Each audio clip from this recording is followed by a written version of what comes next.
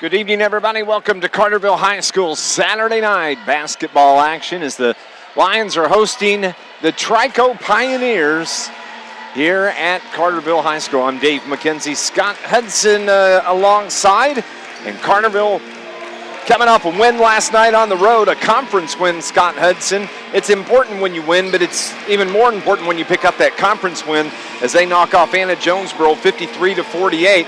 A year ago, they had beat Anna Jonesboro by 3. Went to Trico, and Trico buried Carterville 68-53. Don't want a repeat of that this year. No, I'm sure Coach Hawkins has reminded his team, those that are still here from last year, remember what happened last year. You cannot take a Trico team that's a Class 1A school for granted. They've got some size. They've got some kids that can shoot the ball. So you got to come out and you got to play as hard as you did last night against Anna Jonesboro. This is your McDonald's pregame show here from Carterville High School. Yeah, last night, Carterville hit the road, went to Anna Jonesboro, and wound up with a 53-48 win over the Anna Jonesboro Wildcats in a game. And it was just a typical hard-fought game. And a year ago, I can tell you, because you were calling a different game a year ago, didn't get to go to Trico, and Trico played equally as physical with the Lions and just outplayed them the entire game. Well, I think when you have a team like Trico, in games like this, they have nothing to lose. They are the underdogs. They're not expected to win, and they're just going to come out and their coach is going to tell them, play hard, play loose, and you might be able to pull an upset, which is what they did last year. Both teams are out on the floor going through their warm-ups, and but there was all sorts of basketball. We've had basketball all day. I know that Marion was it Watsika? Mawik was Central A&M. And Watsika. Yep. I get those two confused for some reason. And we'll keep you up to date on scores from around Southern Illinois. I know Pinckneyville is at Heron tonight. That's a big ball game. You have, let's see here, Massac, I believe, is at Anna Jonesboro this evening, and lots of other scores that will keep you up to date. But last night's game, when we talk about the Carterville Lions, we'll get into that coming up. We'll take our first break here on the pregame show as the Trico Pioneers are in Carterville to take on the Lions. This is Lions basketball on NewsRadio WJPF.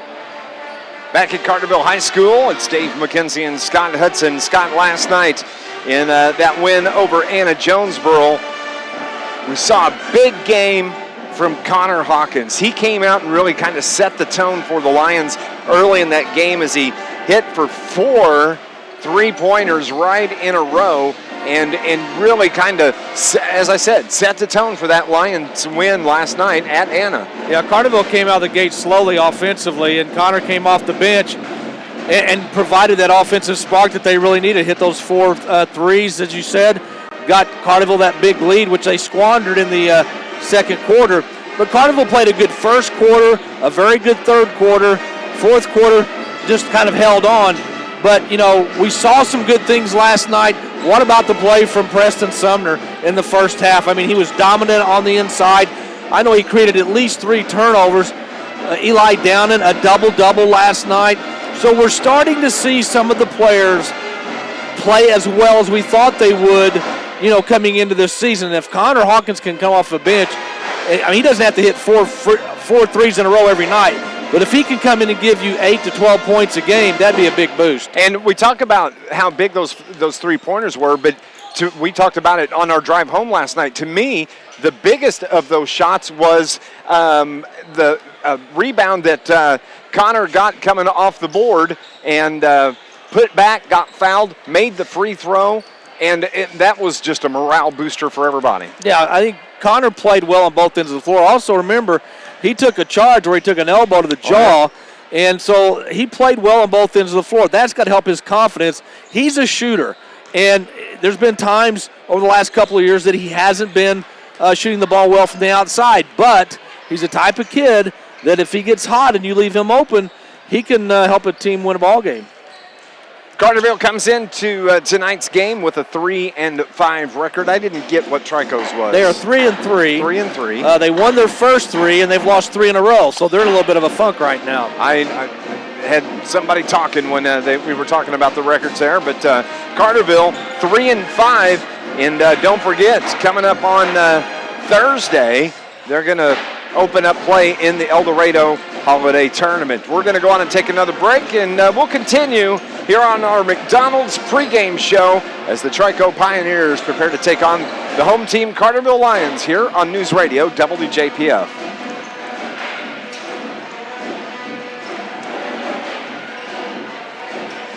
Looks like we're going to get 4 breaks in the pregame.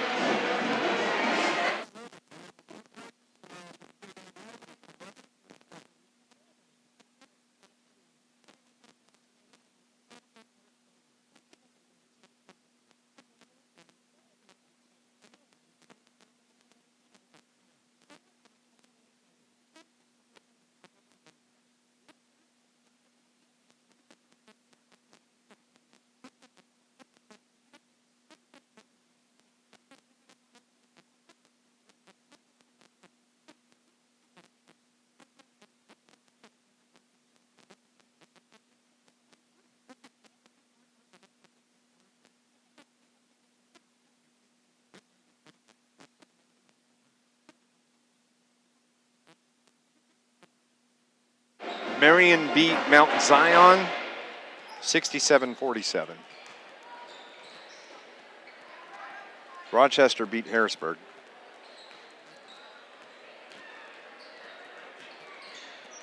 Mount Vernon oh, that's girls game.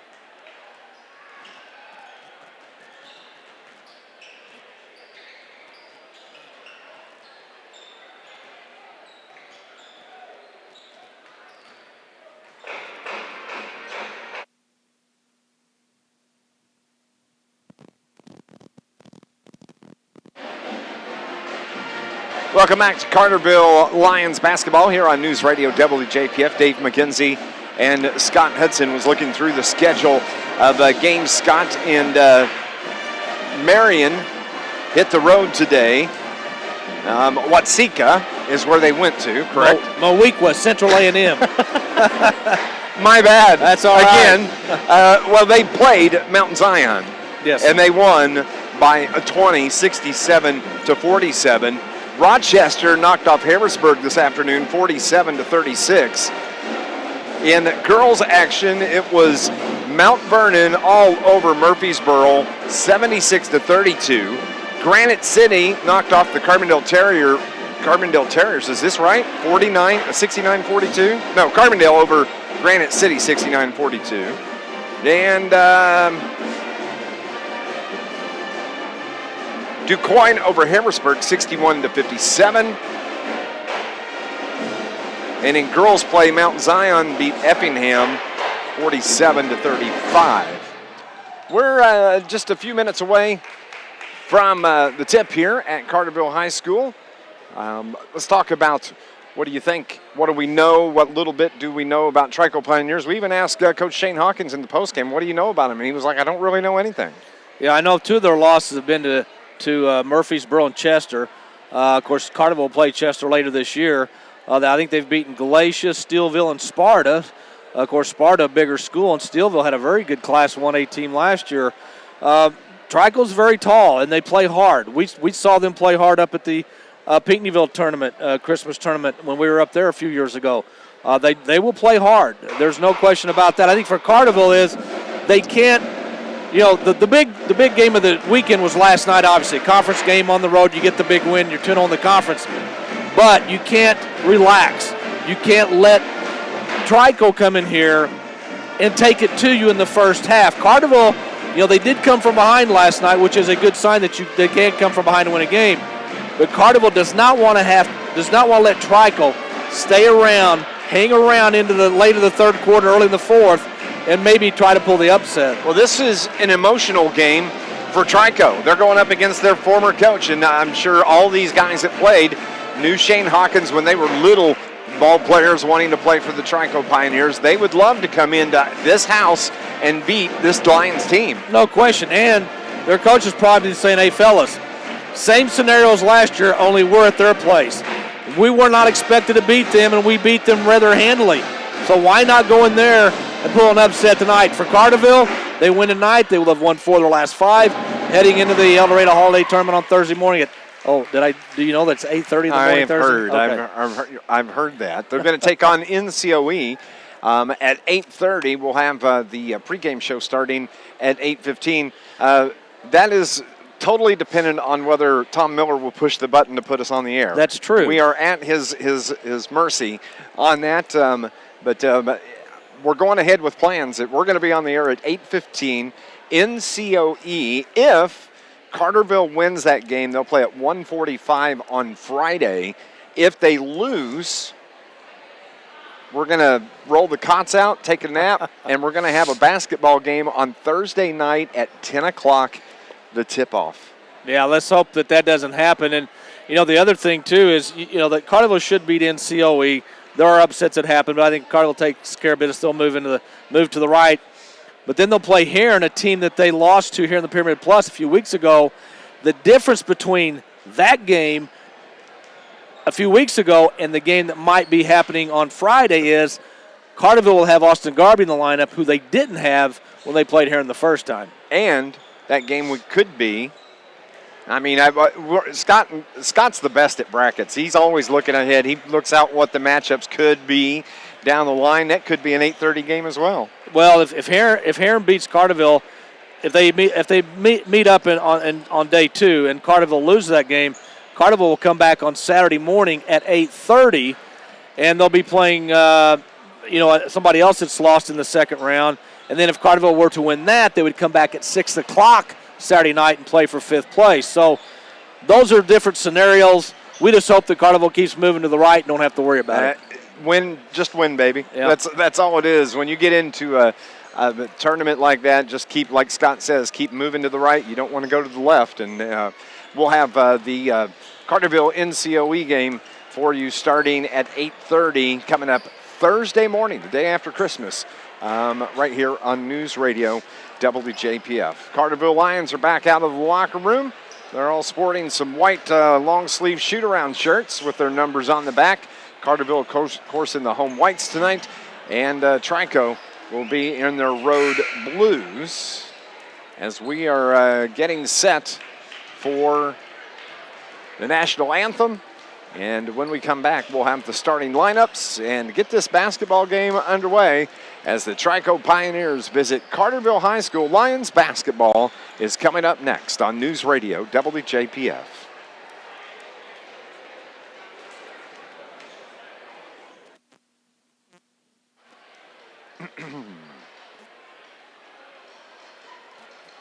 Anthem coming up.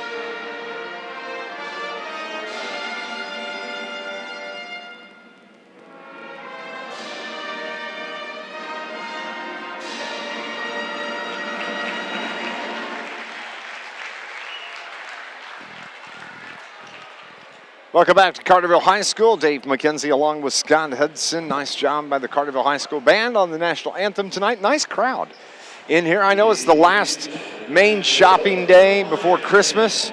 Marion was crazy when I drove through there, making my way over here.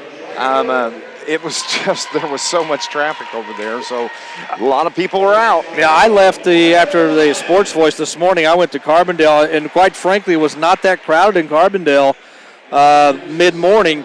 I got mine done in about an hour and a half, hour and 45 minutes, so I'm good to go. You're the man. You know what? I know what I'm going to get. I'm going to get it, and I'm going to get out. That's how I roll. Yeah, I still have to finish mine up. So that's all right. I got faith in you. I'll do that tomorrow, hopefully. But Carterville, the home team here tonight is the Trico Pioneers are being announced. Their starters are going to be junior number 15, Caden Wilson. Also number 22, the senior Seth Levin. You have number 23, the senior Jesse Smith. Number 30, Logan Cleveland, he's a sophomore, and Wilson Lodge, a sophomore. So for Coach Dan King, they're going with Wilson, Levin, Smith, Cleveland, and Lodge, the starting five, as the Trico Pioneers go through their welcome cheer here on the floor at Carterville High School. They have about 39 cheerleaders on that squad, and they all made the trip. I think they've got 50 kids in the school. So, so that's awesome as they finish up their cheer. Nice student section here for the Carterville Lions. Of course, you throw the band in behind them.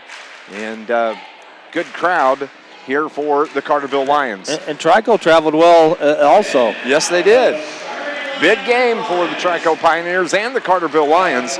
Carterville last night, Shane Hawkins went with one change in his starting lineup. Of course, he'll have the 6'4 junior Eli Downen as a starter. It's going to be Preston Sumner, the 6'1 junior.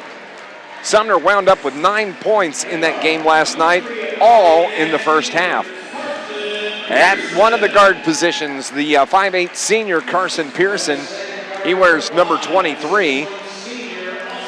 You have Austin Garby that gets the start in place of Nicholas Laird tonight. Austin is 6'1 senior, and then bring in the other guard, that's Bryce Anderson, the 5'8 junior. So for Coach Shane Hawkins, it will be Pearson, Garby, Anderson, Downen, and Preston Sumner. Perfect scenario for the Lions tonight is they get a big lead. They play a lot of kids tonight, give some of their starters a little bit more rest than they would normally get. And then you take a little bit of a break, get ready for Thursday morning. But it'd be really nice if Carterville could get this win, because I don't think some people realize what winning does mentally to a team. And if Carterville wins tonight is 4 of their last 5, this team will start to believe in themselves when they go to the El Dorado next week. We appreciate you tuning in here on News Radio WJPF. And if you would like to watch the game with the radio call, head to YouTube and search Trico Pioneers. And I've spelled Carterville tonight, Caraterville, right. Caraterville Lions. Both teams are on the floor. You got to stay off the caffeine, bud. I'm ready for a nap. Here we go. As the officials are ready to go, thank you for tuning in to Lions basketball on News Radio WJPF. The Lions win the tip, and they get it into the front court, moving left to right in the home whites here this evening. Eli Downen, top of the key, left side it goes. Quick pace already in the passing game on the first possession. As Garby drives the baseline, kicks it back to Downen. Downen over to Bryce Anderson. He's open for 3. That rims out. Ball's on the floor. Nice save from Carson Pearson. He got it to Garby, who gets fouled. And actually, they're going to call a jump ball. And the possession arrow belongs to the Pioneers. Anderson had a good look from beyond the three-point arc. You got to take that shot. Just couldn't get it to go. Trico with their first possession of the game. And it's Seth Levin that's going to bring the ball across the timeline with a right-hand dribble. Pearson on him defensively. And the ball's thrown into the backfield, of the backcourt. It's a turnover. The first on the Trico Pioneers. It's going to belong to Carterville. I look for Carterville's guards to really pressure Trico's guards, force them into some turnovers and maybe some easy buckets.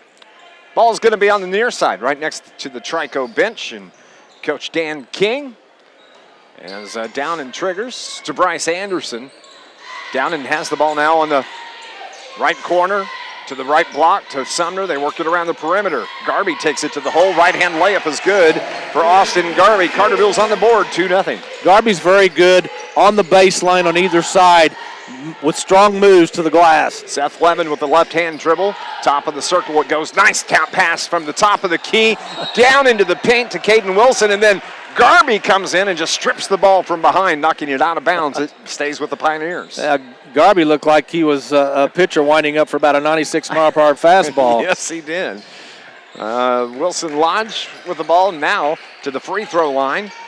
That is Seth Levin. Needs some help. Gets it from Jesse Smith. His shot is no good. The rebound putback from Wilson Lodge is good. We have a tie ball game, 2-2.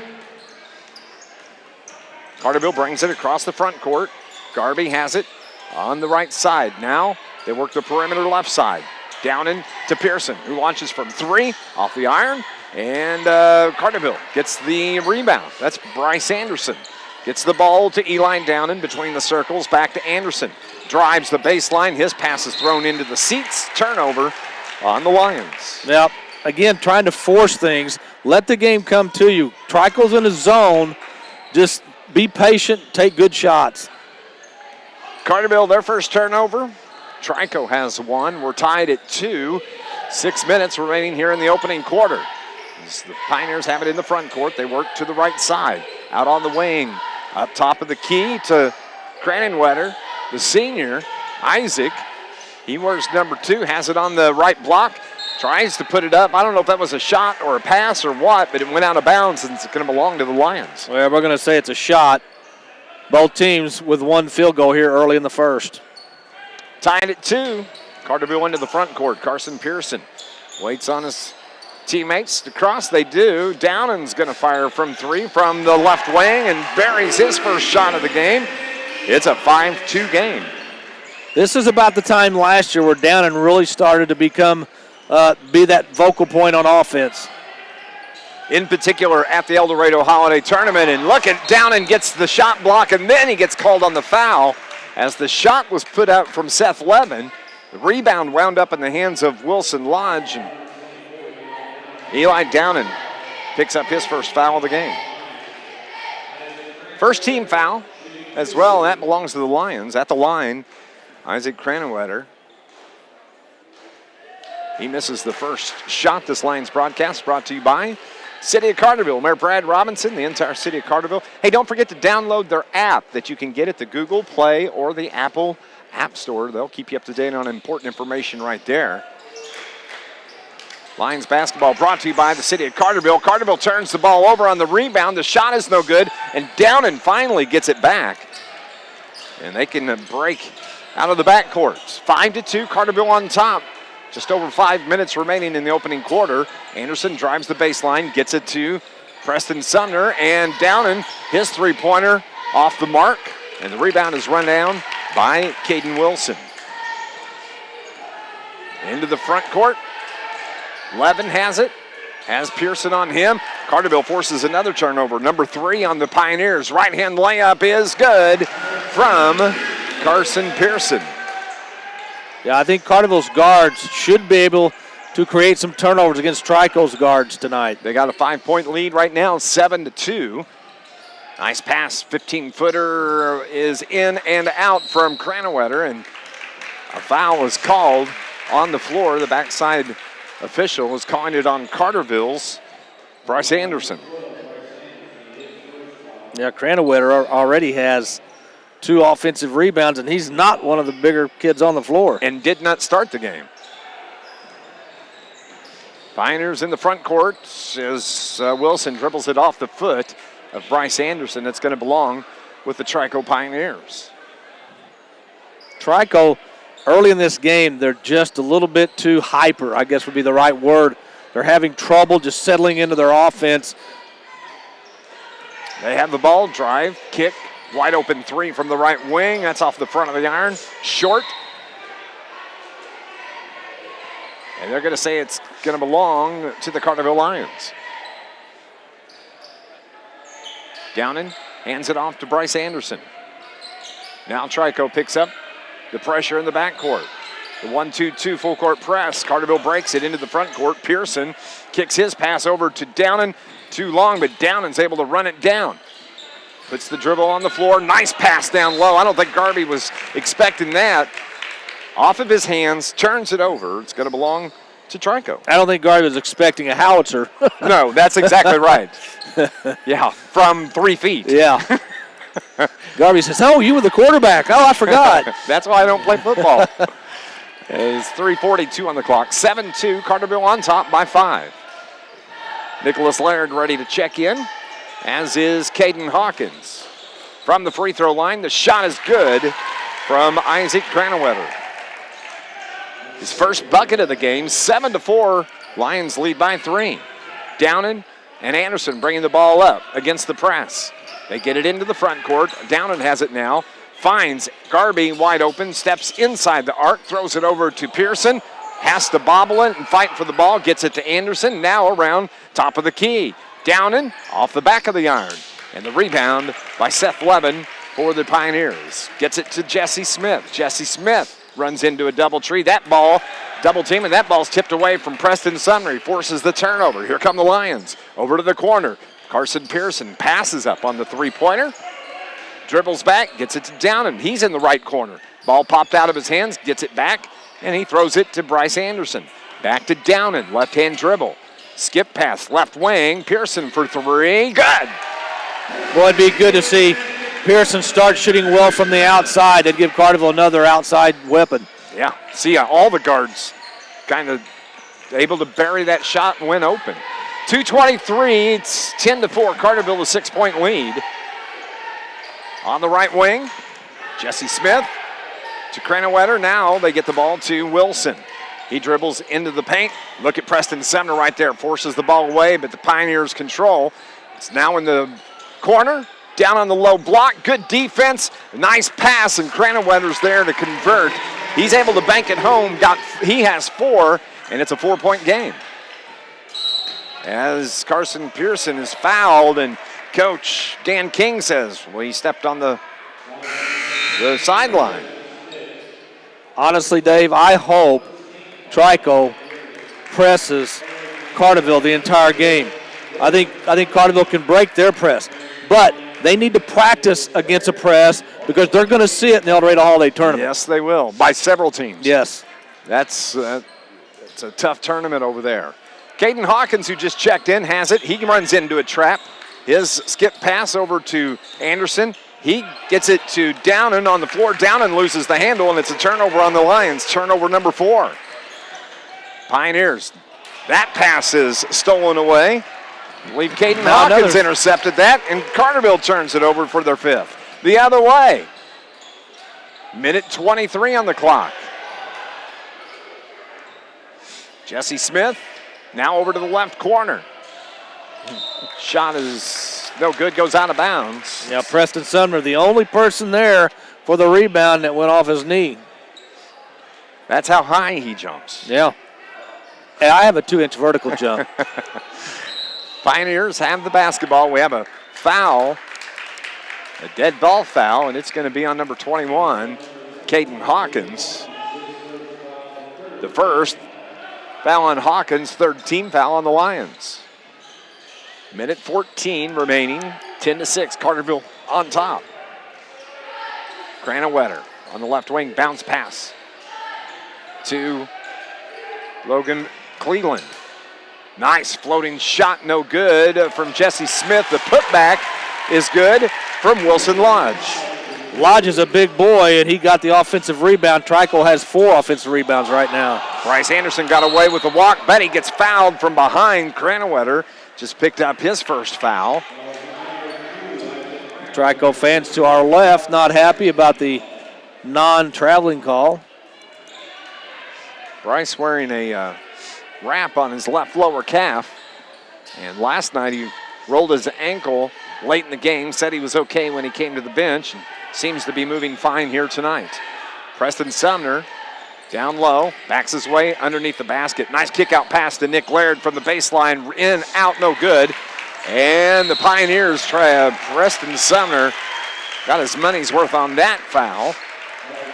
It's going to be the first on Sumner. Team foul number 4 on the Lions. Connor Hawkins will check in. Bryce Anderson checks out.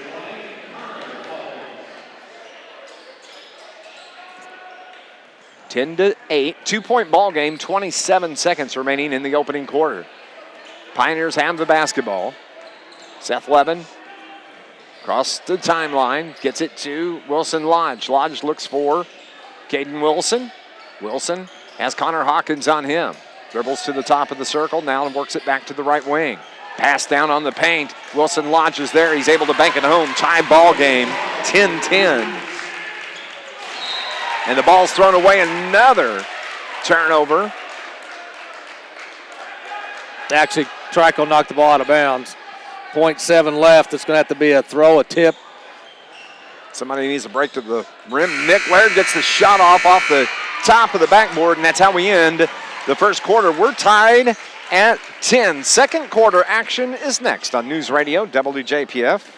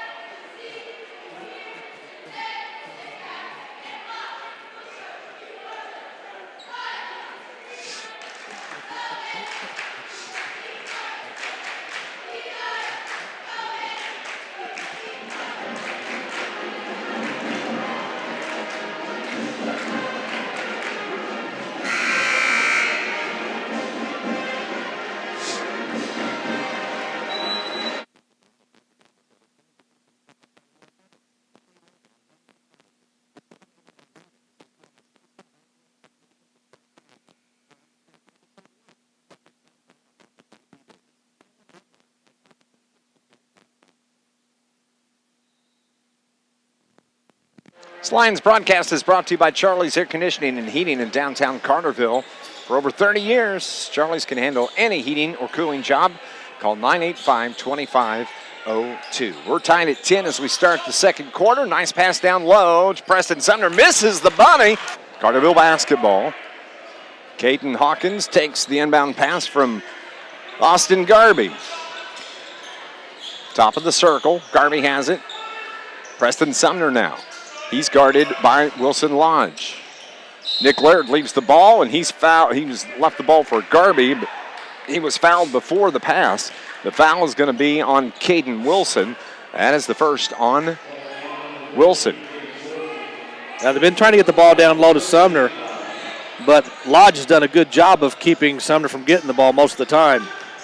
Nicholas Laird crosses through the lane, passes up top to Hawkins. Now to Garby. He drives, gets the right-hand layup. Nice drive from Austin Garby. He has 4. And give an assist to Sumner, who kind of acted as a screen to keep the defender away from him. 15-13, a 2-point lead for the Lions. Good ball game so far. As Trico has it. Pass down on the low block. That's Wilson Lodge. He's able to maneuver his way around Preston Sumner and bank that one home. Lodge has 8 in the game.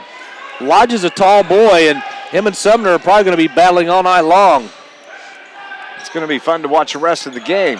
Carterville handles that press, gets it to Connor Hawkins. He fires from just inside the arc. Look at a big rebound from Garby. Ball is slapped out of his hands. It's on the floor. And the possession arrow, goes out of bounds. They're going to say it was off of Austin Garby. Yeah, it's 6 turnovers now for both teams. Tied at 15. Just under 5.5 remaining here in the first half. Coming up, we have our first Mid-Bank and Trust halftime show. Nice job by Connor Hawkins to slap the ball and pass along the baseline. He was able to get a hand on it, knocks it out of bounds. It's going to stay with the Pioneers. This Lions broadcast brought to you by American Monument Company. They're located on South Court Street in Marion, where their monuments have that special touch. Foul on the floor before the shot from Jesse Smith. It's going to be on Carterville and on Nicholas Laird, the first on Laird. That's the 5th team foul on the Carterville Lions. Oh, on the inbounds pass, it was Logan Cleland that cut through the lane, and he was able to convert, bank it home. Pioneers lead 17-15. They've hit their last 5 shots from the field as well. Caden Hawkins breaks the press to Nick Laird. Pass, cross to Hawkins, Connor Hawkins, now to Austin Garvey in the left corner. Drives the baseline, puts it up, banks it home. Nice drive from Austin Garvey. He's got that little slide move once he comes down the baseline and gets to the low block. 3 times tonight he's been able to do that. Tied at 17 now. As Levin dribbles across midcourt. Good job and good defense by Garvey, but they let the man go, and he was able to drive the baseline. And Seth Levin with a left-hand layup, and Pioneers on top by 2. Garvey shut him off and then let him go because he thought somebody was going to come over and take him. And didn't get the help. Nope. On the backside. 19-17 and a travel from Austin Garvey, and now momentum's definitely shifted to the Trico Pioneers. So Carterville got off to a good start, had about a 6, 7, 8 point lead. Trico just started playing a little bit harder, a little bit smarter than Carterville. Pioneers have it. And the 2-point lead at the 4-minute mark. Behind the back dribble, Levin matched up against Caden Hawkins, the freshman. Hawk fights his way through the screen. They work the ball to the left wing. Pass down onto the left low block. Whoa, tough shot angle from behind the backboard. Missed, and here comes Nicholas Laird. Length of the floor, puts it down, tucks it, lays it up and in. Nick Laird, that was a nice drive. Yeah, coast to coast. Now we're tied at 19. Jesse Smith, skip passes, picked off, turnover. Here come the Lions. Carson Pearson had to save it along the baseline, can't. It's out of bounds off the Lions. Turnover number 8. Yeah, that's an unforced error. Carterville had a little bit of momentum. They get the steal in the backcourt. Anderson comes into the front court and throws a pass that Pearson can't corral.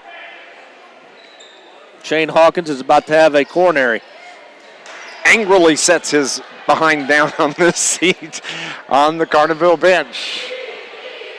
Tied at 19. On the left wing, Logan Cleland. Down on the low block to Wilson Lodge. He's in double figures. He has 10, and it's a 2-point Pioneer lead. He's just going up and over Sumner every time he gets the ball down low. Bryce Anderson drives the lane. Little right-hand floater. Too strong. Preston Sumner's there with the rebound. The putback is good, and the foul. And Preston Sumner just picked up his first basket and can go to the line and hit his first free throw. That's just hard work by Sumner underneath the glass. He had 2 Pioneers around him. He just outworked them for the ball. That was set up by the drive by Bryce Anderson as he was able to maneuver his way through the lane. He's a little bit too strong. Bryce Anderson seems like he's nursing something out there. Maybe a right knee, maybe that right ankle's bothering him from last night as Sumner hits the free throw. 22-21, a 1-point lead for the Lions. Levin runs into Caden Hawkins and the double team. Now they find the open man, and a whistle and a foul on Sumner underneath the basket as he got tied up once again with Wilson Lodge. That's quite a battle. Yeah, it is, and hopefully Sumner learned a lesson from last night. You can't let the emotions get the best of you. You know, Carterville needs him on the floor to help them out. Jumper from the baseline's no good. The rebound and putback from Lodge is good. 12 for Wilson Lodge, and a 1-point lead for the Pioneers.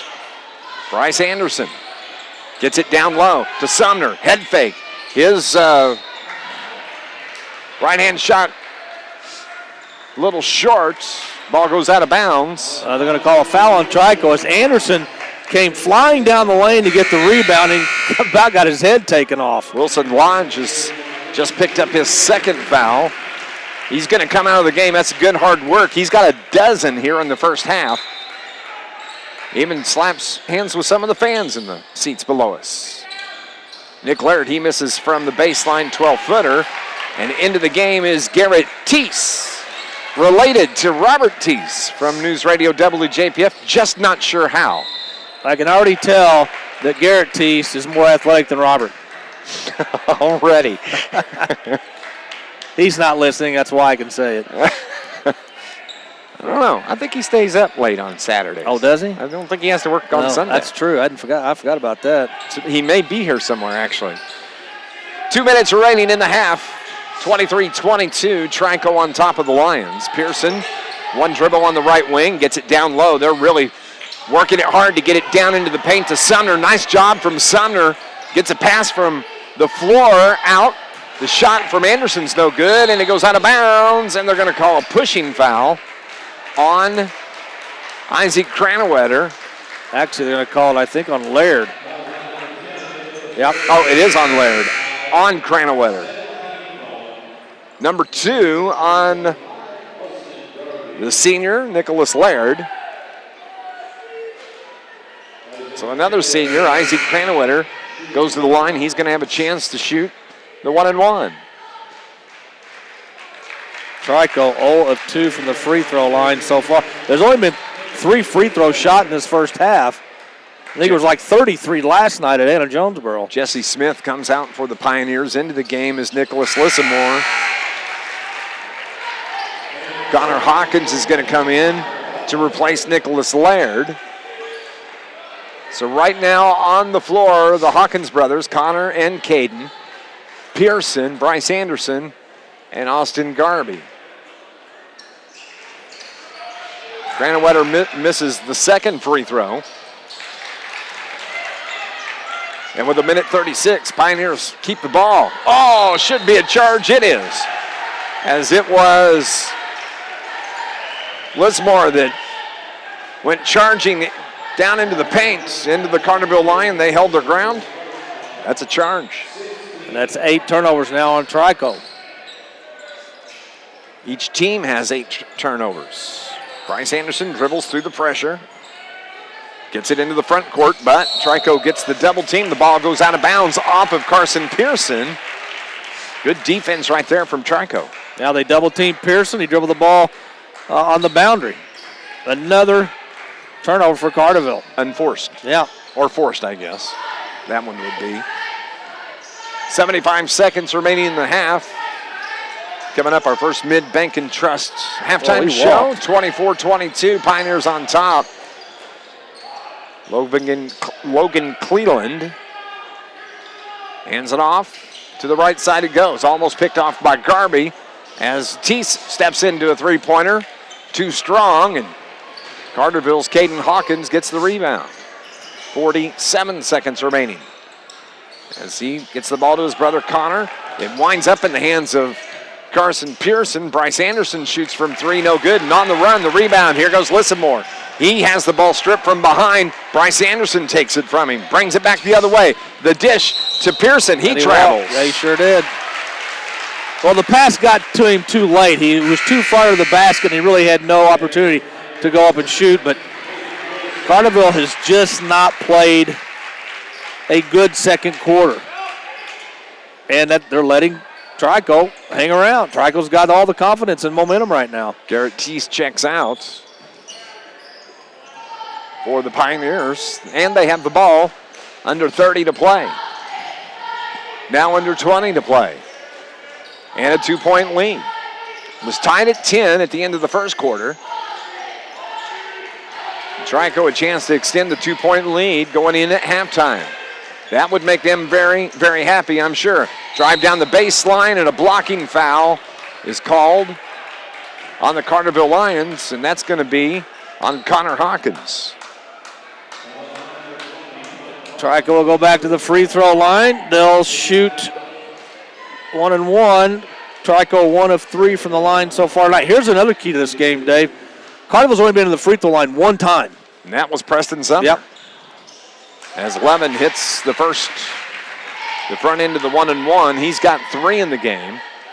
At the half, Pinckneyville over Heron, 35-25. Second free throw's no good. Big board from Garby. 3 seconds, 2 seconds, 1. Pearson for 3 at the buzzer, no good. 22. The Trico Pioneers lead the Carterville Lions as we head to half. Coming up, it's the First Mid Bank and Trust halftime show.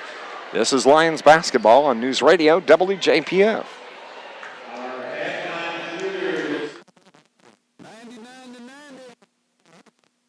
All righty.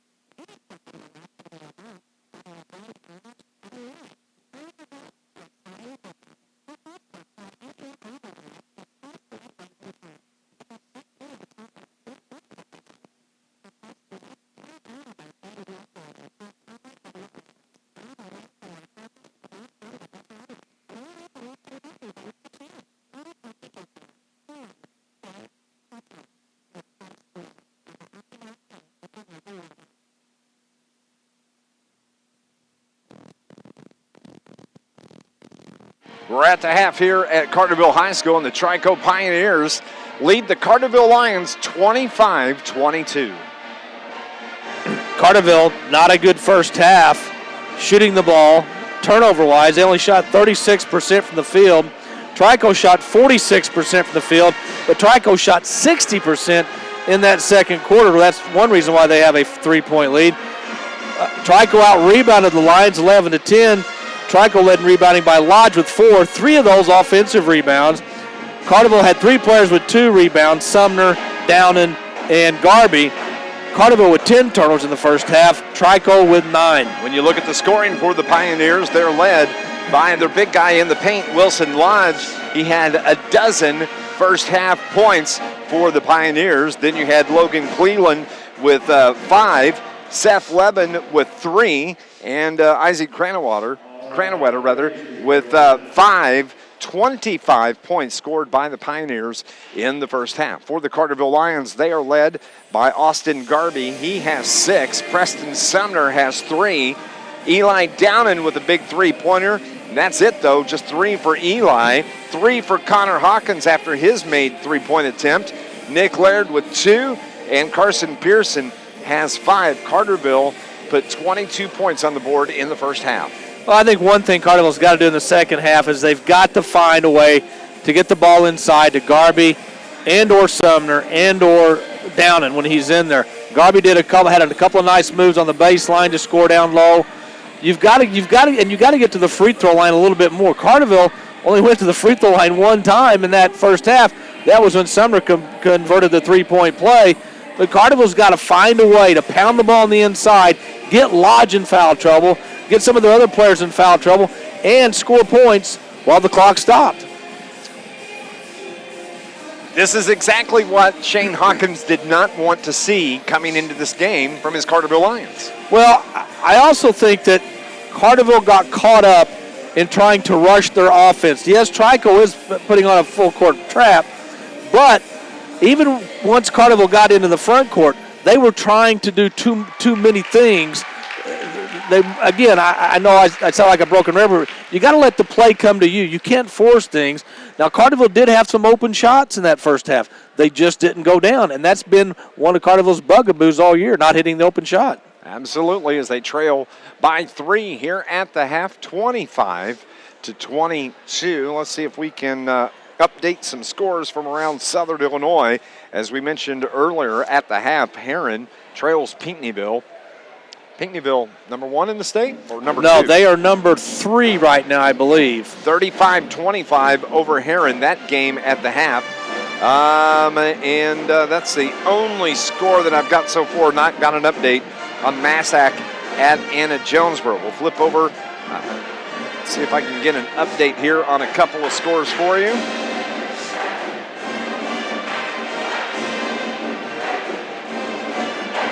Highland. Centralia leads Highland at the half. 33-7. Oh, sounds like a football game. It does. As a matter of fact, I had to look to make sure it wasn't an old football score. As we mentioned, Pinckneyville over Heron.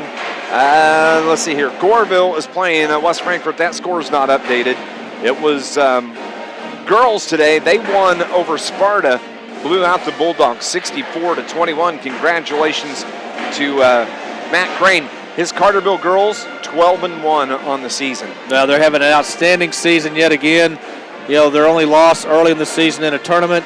They're going to be reckoned with come playoff time. Massac leads Anna Jonesboro at the half, 27-23. It's 25-22. Trico over the Carterville Lions here on our first Mid-Bank and Trust halftime show. We'll continue next on News Radio WJPF.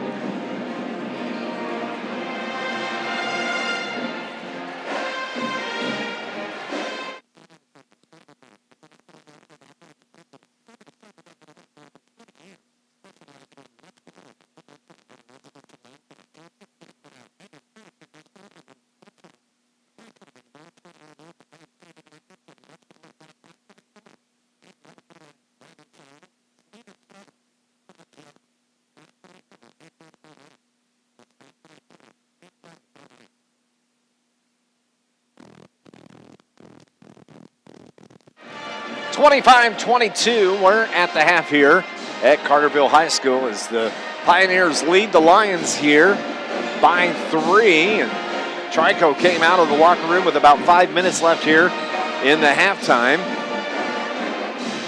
as they come out to go through their warm-ups. Carbondale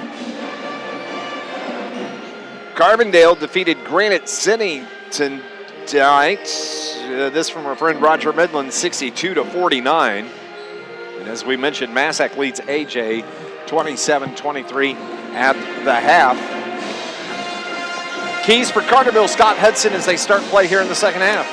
Well, usually the same keys to start the game. You have to take care of the basketball. You got to do a better job. Take what's given to you. Don't try to force anything. And you've got to find a way to keep Lodge off the boards. He had 4 rebounds in that first half. 3 of those were offensive. He's been killing the Lions on the inside. So you just got to do a better job of taking care of the basketball. And it wouldn't hurt to hit some open shots every now and then. Carterville had 10 turnovers in that first half. Trico had 9. We're going to go on and take our final break. And when we come back, we'll have second half action here. Trico Pioneers lead the home team Carterville Lions 25-22. This is Lions Sports on News Radio WJPF.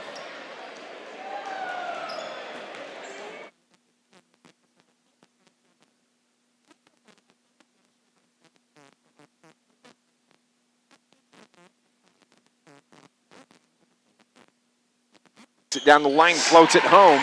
Smith, that's his first bucket of the game. 29-26, a 3-point lead for the Pioneers. Downen puts it up off the glass, gets the bucket. Well, they called a block. Downen that was a 50-50 shot. Yes, it was. Wilson Lodge just picked up his 3rd foul. Downen gets the bucket in the foul. That's a big play right there as he has a chance to tie this game up. And Lodge is going to have to come out of the game. That's big. And this is where you take advantage of the situation. You have Sumner and Downen both in the game right now. Work the interior where you've got an advantage. And make him bring Lodge off the bench this early in the third. Still 4:30 remaining. Free throw was missed, but Carterville got the board. Skip pass, left side, Pearson. Now to Downen. Looks in towards Sumner. Can't get it to him. Pearson's open for three. Off the iron, no good. And the rebound to Seth Levin for the Pioneers.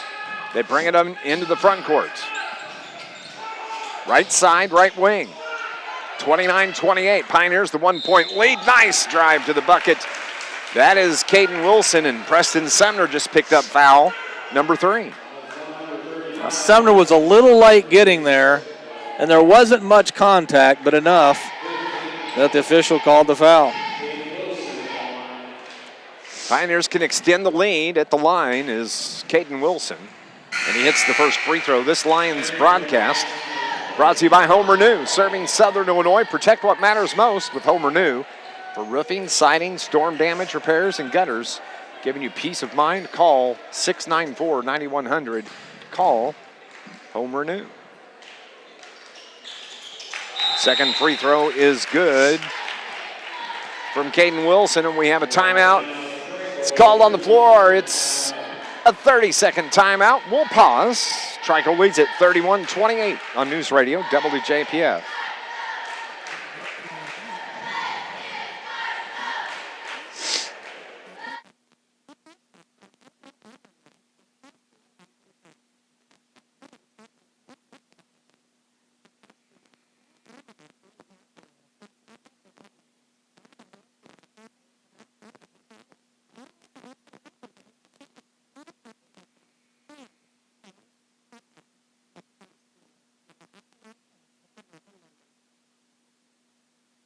This Lions broadcast is brought to you by Tony Gates State Farm. State Farm, with more drivers than any other company.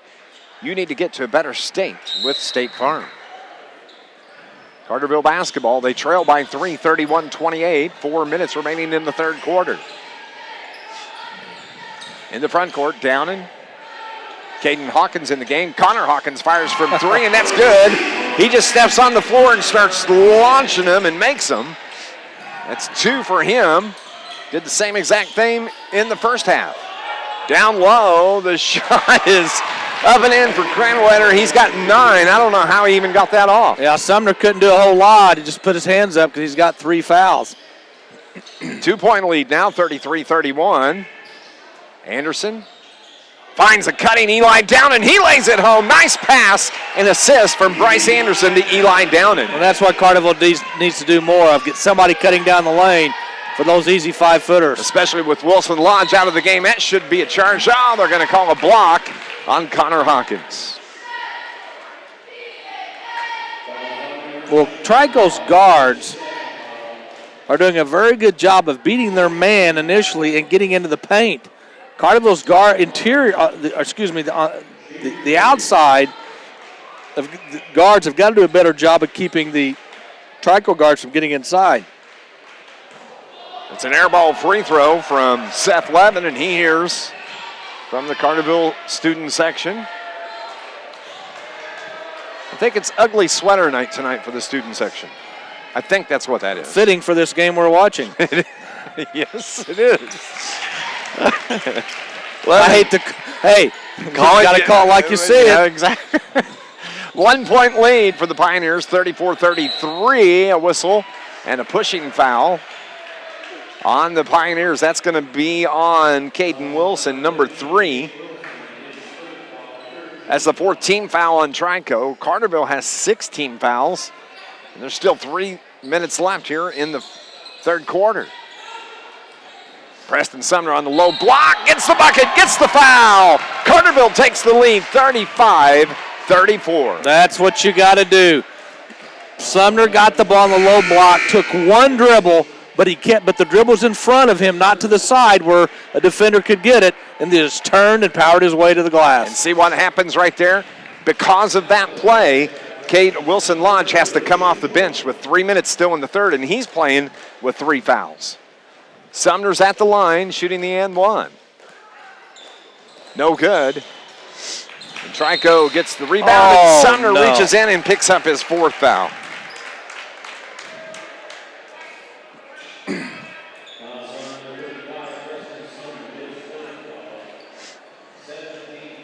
(35-34), Lions on top. That's the 7th team foul on the Lions, so with 3 minutes left in the third, they have put Trico in the bonus. And shooting free throws is Seth Levin. He's got 4 points, now he has 5. They've only missed 3 free throws all night long. This Lions broadcast is brought to you by the City of Carterville. Mayor Brad Robinson, the entire City of Carterville. Glad to have them as sponsors of our Lions sports. Levin hits free throw number 2, 6 for the senior from Trico. And Trico's back on top by 1. Hawkins is going to fire from 3. No good. Long rebound comes off to Caden Hawkins. Gets it to Bryce Anderson on the right wing. Caden between the circles. Left side to Downen. Pass down into the paint to Sumner. Kicks it out to Anderson for 3. Yes! That was a nice sequence right there from the Lions. Bryce Anderson pops it for his first point. It's a 3-pointer. And Carterville's up 2. They need to string some plays together. Trico throws the ball out of bounds. Unforced error. The intended target for the pass just took his eyes off of it, like a wide receiver looking downfield before the pass gets there. Carterville's got to take advantage of this. They've got a 2-point lead. 38-36, 2.25 remaining in the third quarter. Caden Hawkins to Connor Hawkins. Right-hand dribble. He backs it up. Step back jumper. Off the iron, no good. And that's got to be off of Trico. It is. It's going to be off of Wilson Lodge. Well, a great job by Garby to come from about the free throw line all the way down the lane to create that ball going off of a Trico Pioneer player. And Lodge had to reach over the top of Garby to even get a hand on it. 38-36. Garby has it. Dribbles with the right hand into the paint. That little hook, I think is what we'll call that. And Garby gets fouled as his missed the hook. Tried to put it back. He got the rebound, tried to put it back and got fouled. And now a foul on Isaac Cranwetter. That's his second. Garby's going to be at the line shooting 2.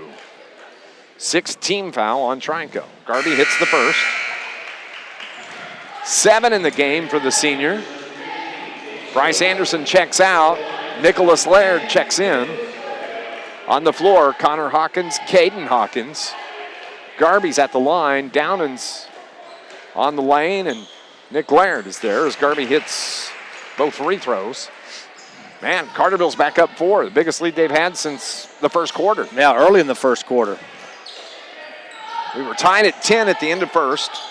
Trico led 25-22 at the half. And we're making our way toward the end of the third. Carterville up 4. Pioneers work the perimeter. Jesse Smith drives with the right hand. He misses the layup, and Laird comes off with the rebound for the Lions. Gets it to Caden Hawkins. To Connor. Now to Downen. Back to Connor Hawkins. Long 3. No good. Out of bounds off of Nicholas Laird. That was an NBA 3. Yeah, it was. Little too loosey-goosey for me right there. After what Connor did last night, and of course he's hit a couple of threes here tonight, it's hard to second guess him taking that shot, but I think if he takes a couple of steps in or just move the ball around the perimeter, you run a little bit of clock with that 4-point lead. 40-36. Minute 20 points in the game. 7:10 remaining. Laird from the left elbow fires. That's off the iron. Big rebound for Hunter Baker. He brings it into the front court. Dribbles it down the lane. Kicks it down low. Nice pass to Wilson Lodge as he was cutting through the lane. Big assist there. And Pioneers are up 1. 42-41. Pearson to Garby. Looks inside now. They work the perimeter to the right side. Connor Hawkins Back up top to Pearson. Kick out to Connor Hawkins. That's a three. Yes! Nothing but net, baby. Needed that. That's 3 threes for Caden Hawkins. Connor Hawkins. Timeout called on the floor. We'll be back in 60 seconds. This is Lions basketball on News Radio WJPF.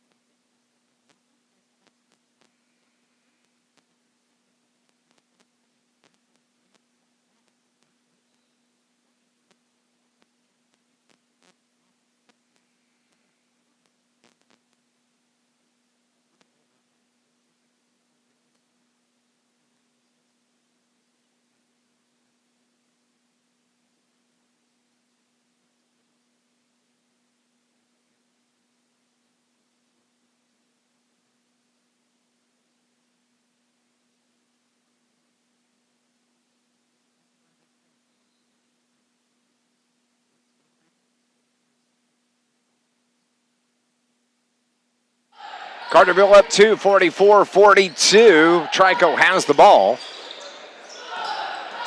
Baseline drive from Cleveland. Kick out to the free throw line.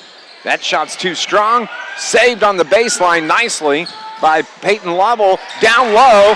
Lodge gets the easy bucket. 16 for Lodge. We're tied at 44. Well, another offensive rebound that Trico turns into points. They're just beating the Lions on the boards here tonight. Bryce Anderson to Eli Downen. Now to Garvey, who comes out top. Hands it off to Anderson. A whistle and a foul, a pushing foul, called on the Trico Pioneers.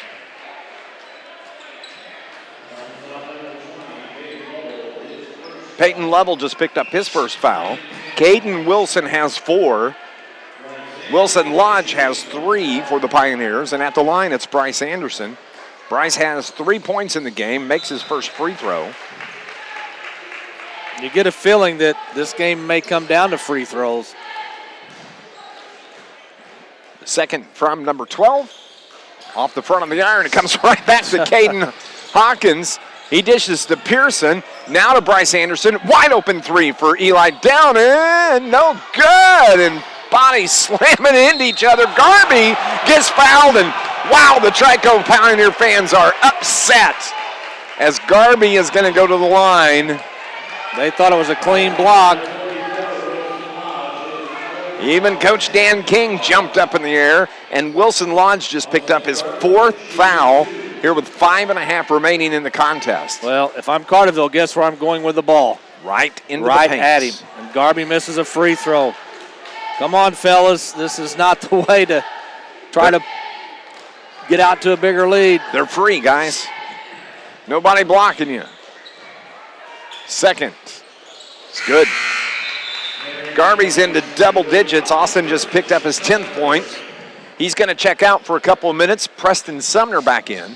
So on the floor for the Lions, Sumner, Downen, Caden Hawkins, Bryce Anderson, and Carson Pearson. Hunter Baker, the sophomore, brings it into the front court to Cranwetter. Now up top it goes. Carterville matched up man-to-man. Pass, nice job of Preston Sumner getting in the passing lane, forces the turnover.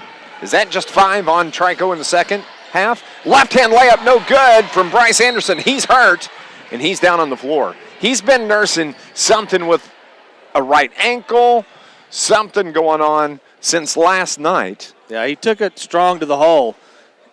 I don't want to say it was uncontested, but it's one of those shots that, man, you got to have. He looks like he's going to be okay. He jumps right back up. But, yes, Trico only has 5 turnovers in this half. They have 14 for the game. Carterville has 6 in the half. 16 for the game. Shane Hawkins is going to replace Bryce Anderson. Anderson doesn't want to come out. Townsend Barton into the game. So Barton, Caden Hawkins, along with Downen, Sumner, and Carson Pearson. Carterville a 2-point lead, under 5 to go. Carterville forces another turnover. Caden Hawkins got in there, took the ball away, gets it to Pearson. Now to Caden Hawkins between the circles to Eli Downen. Downen puts an elbow into the face of his defender, and a couple of the Pioneers come in and want to chat up Eli. It was an accident. He's called for the foul as he hit Cranwetter right in the nose, as it were.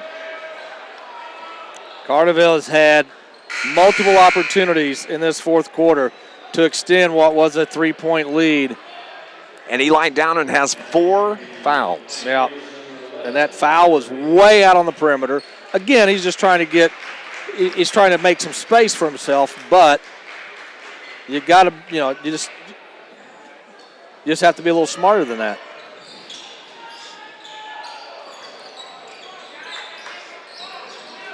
Trico has the ball in the front court. Hunter Baker drives, puts it up off the glass, good, and he gets fouled. He's fired up because he can give the Pioneers a 1-point lead with a made free throw. Well, they've done this all game long. Their guards have gotten in the paint with relative ease, and once they beat their guy on the dribble drive, nobody for Carterville comes over and stops him. Preston Sumner just picked up his 4th foul. I thought he had 4 already. And Baker hits the free throw. I've got him for 3 in the game. 47-46, a 1-point lead for Trico. On the road at Carterville. 4:25 remaining in the contest. Pearson to Bryce Anderson, who's back in the game. Drives the lane, left-hand layup. Nice drive from Bryce Anderson. And Lodge couldn't do anything about it because he's got 4 fouls. He had to let him go. Carterville up 1. They take the lead back from the Pioneers. Over on the left side, Baker drives, gets an opening, dumps it down to the baseline. Up top, wide open 3 for the Pioneers, short. Ball's on the floor, Downen goes after it. Jump ball called really early. As Downen ties up with Wilson Lodge. Possession arrow stays with the Pioneers. Again, Dave, a ball that should have been rebounded with ease. That ball should have never gotten to the floor. Wasn't fielded cleanly. And Preston Sumner just picked up foul number 5. He ties up with Wilson Lodge. The Trico fans like seeing that. They stand up and wave goodbye to Preston Sumner.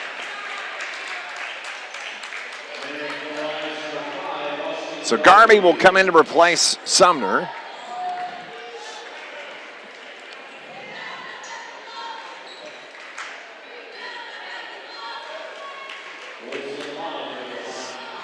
And at the line will be Wilson Lodge. First free throws. Good.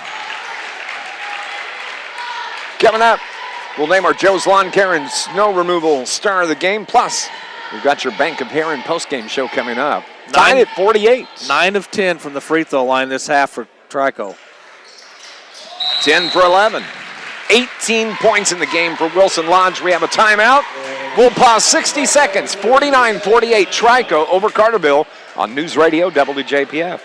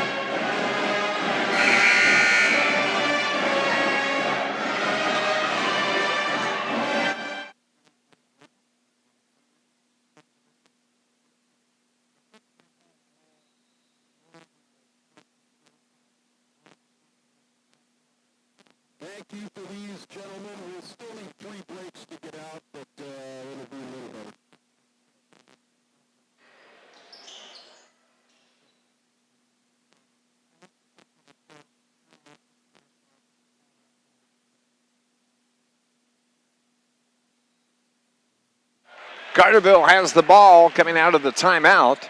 And Bryce Anderson just got fouled and will go to the line and shoot free throws. The foul is on Seth Levin, his first.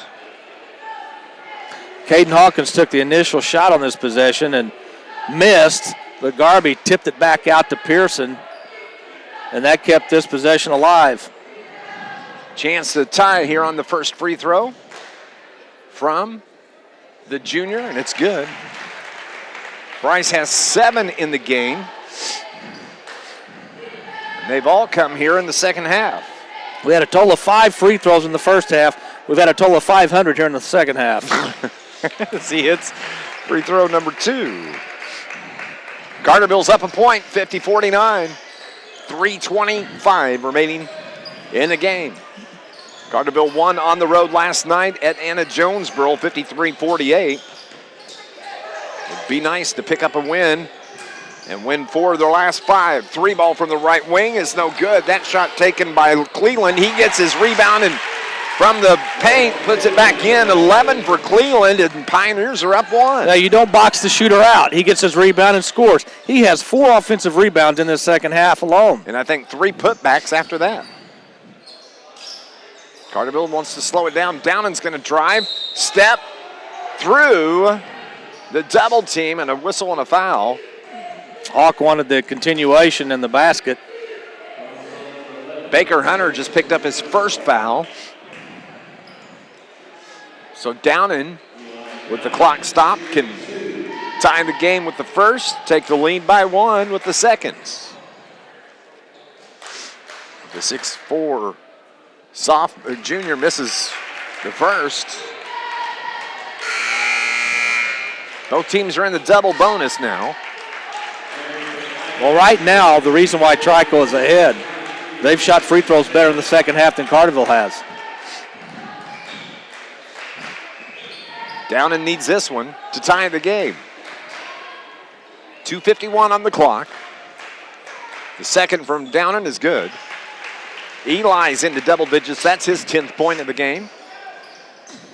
We're tied at 51. Pioneers with the basketball. Levin into the front court to Jesse Smith. Left side they go. They kind of spread it out. Up top to Smith. He's standing on the logo at midcourt. They work to the left side, now toward the left wing. Eli Downan. Nice defense there. Back up top between the circles to Jesse Smith. Logan Cleveland, guarded by Downan. He dribbles with the right hand to the right wing, pulls up. Down. Eli had good D, gets it to Smith. 2:05 remaining. Tie ball game. Tied at 51. Smith. Trico's just wanting to run some time here. They know it's going to be a close game. To the low block, the right-hand runner's no good. Tied up, Carterville basketball. As Wilson Lodge and I believe Caden Hawkins got in there.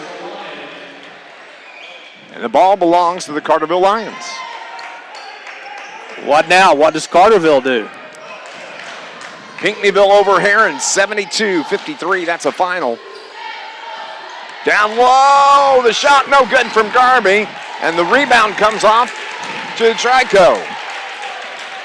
Garby was too far under the basket and just couldn't get it to go. 51-51, a minute and a half remaining.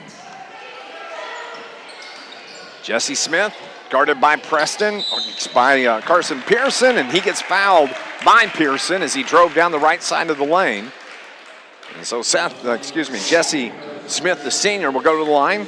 He's going to be shooting 2 free throws. Now, Carterville's guards have been like turnstiles tonight. They have just been letting the guards for Trico just penetrate at will. That was good. Turnstiles? Like a turnstile? I hadn't heard that. Smith misses the free throw. I'm going to remember I'm trying to keep it clean. That's what I'm trying to do. I know you are. We're tied at 51. I'm not even playing or a coach, and I'm up here just wanting to bite nails. The rebound. Smith misses both. That's huge. Remains tied at 51. 75 seconds remaining in this game. Eli Downen has the ball tipped away from behind. They turn it over. Here come the Pioneers. They can slow things down again. 60 seconds remaining. Will they hold for the final shot? Can they hold it that long?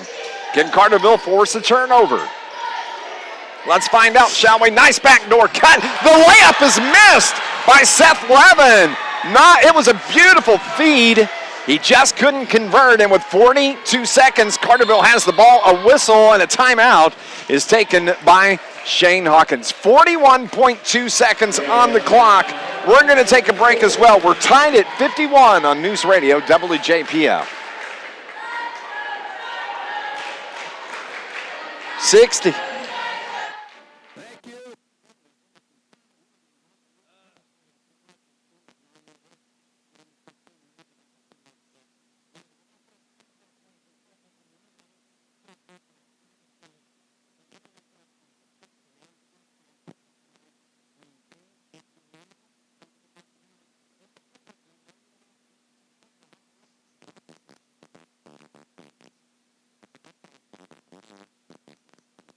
Bring it home, boys.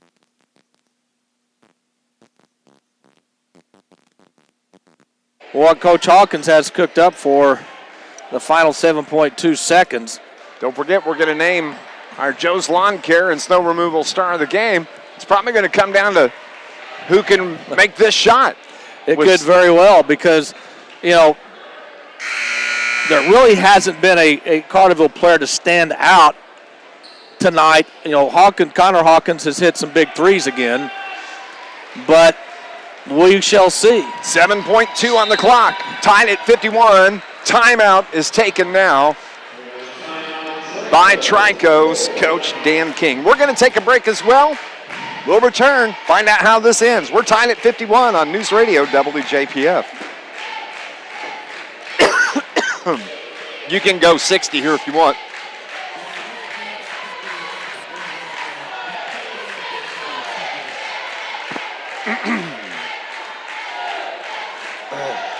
My throat's about done.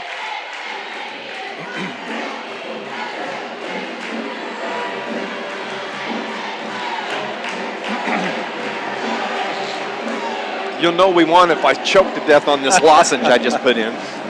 Well, I'm going to let you know right now. I'm not giving you mouth-to-mouth. You're on your own. You're going to die. I'll jump on your chest if that'll help.